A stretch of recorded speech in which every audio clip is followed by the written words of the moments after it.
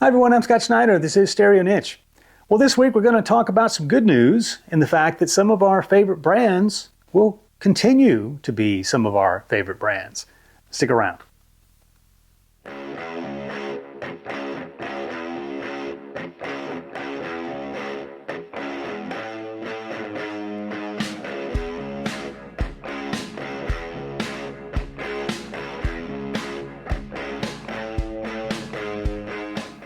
All right, well, let's pick it up where we were last month.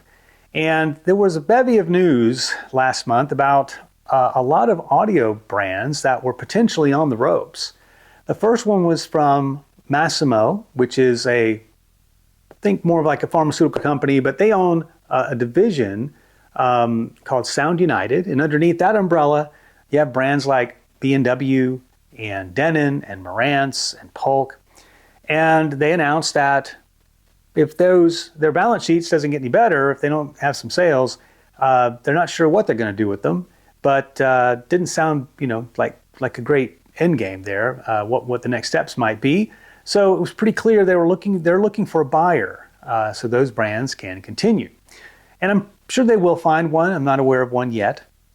There was another company called Voxx, but before we get there. There was also, right around the same time frame, the news that Bose purchased McIntosh. And in that acquisition was also Sonus Faber and another brand I can't think of at the moment.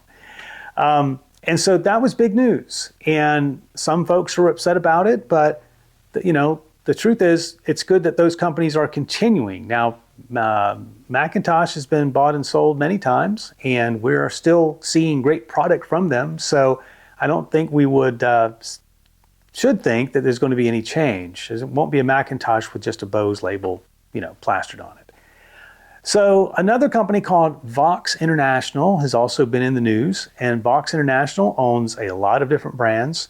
Now, Voxx started out life as a company called Audio Voxx, and if you're old enough like me, you remember those Audio Voxx kiosks and in store within a store displays in all sorts of places. I don't think I could go out in any stores without not seeing those products somewhere.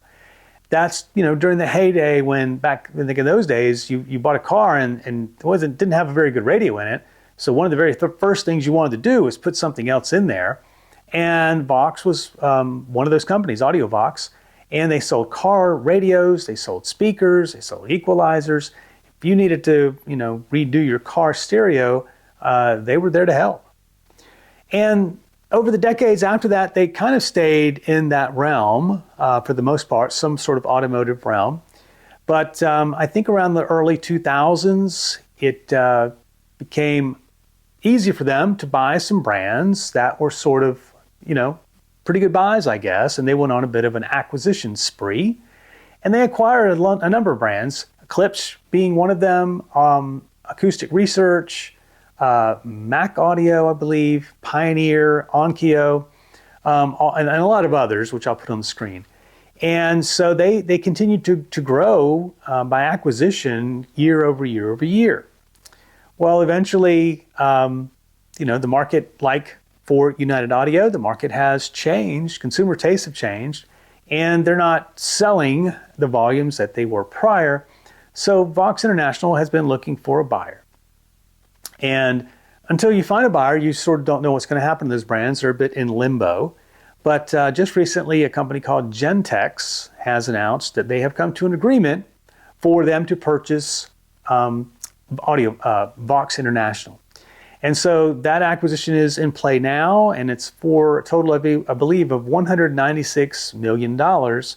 And for me, anyway, it doesn't sound like a lot. It sounds like a bargain. I think it seems like to me $196 million would be what at least just Klipsch would be worth. But, obviously not. It does confirm, again, that the brands that we know are not, huge monster companies. They're relatively small. So anyway, it's good news, I think. We're going to see at least in some form or fashion, all of these companies continue. I would expect there are going to be some changes of some magnitude. Some brands may not make it, while others, pull their product lines into their brand, et cetera, and continue forward. We don't know, but I would expect that the major brands like Klipsch continue probably as they are.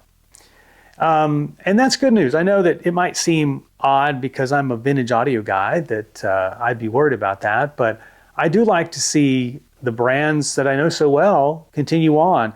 I'm a buyer for them occasionally, and when I've got my set of Klipsch horns that I hook up occasionally and want to play them, I still appreciate the fact that they're still in business and they're still making the Klipsch horn. It's been in continual production since 1948. And I would like to see it continue to be in production for another 50 years or so.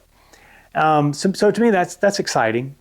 Pioneer, Onkyo as well, and lots of other brands. Would be nice to see them continue making new products and get us excited about what their offerings are.